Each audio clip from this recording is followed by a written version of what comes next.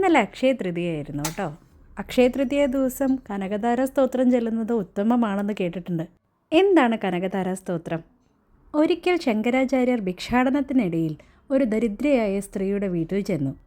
വിശപ്പടക്കാനുള്ള ഉണക്കനെല്ലിക്കയല്ലാതെ മറ്റൊന്നും ആ സ്ത്രീയുടെ കൈവശമുണ്ടായിരുന്നില്ല. എന്നാൽ അവർ അത് പുറത്തു കാട്ടാതെ സന്തോഷപൂർവ്വം ശങ്കരാചാര്യർക്ക് ദാനം ചെയ്തു. ആ മഹത്വം മനസ്സിലാക്കിയ അദ്ദേഹം അവിടെ നിന്ന് തന്നെ കനകധാര സ്തോത്രം രചിക്കുകയും അത് പൂർണ്ണമായതോടെ ഐശ്വര്യത്തിൻ്റെ ദേവതയായ ലക്ഷ്മി ദേവി സ്വർണ്ണ നെല്ലിക്കകൾ ആ സ്ത്രീയുടെ മേൽ വർഷിക്കുകയും ചെയ്തു. ഇതാണ് കനകധാര സ്തോത്രത്തിൻ്റെ ഐതിഹ്യകഥ. അന്നൊരു അക്ഷയ തൃതീയ ദിനമായിരുന്നു. അന്നായിരുന്നു കനകധാര സ്തോത്രം രചിച്ചതെന്നാണ് വിശ്വാസം.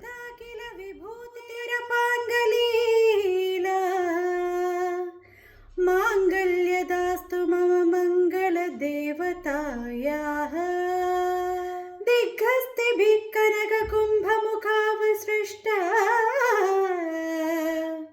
स्वर्वाहिनी विमलचारुजलाप्लुताङ्गी प्रातर्नमामि जगतां जननीमशेषा लोकाधिनाथगृहिणीम् अमृताब्धिपो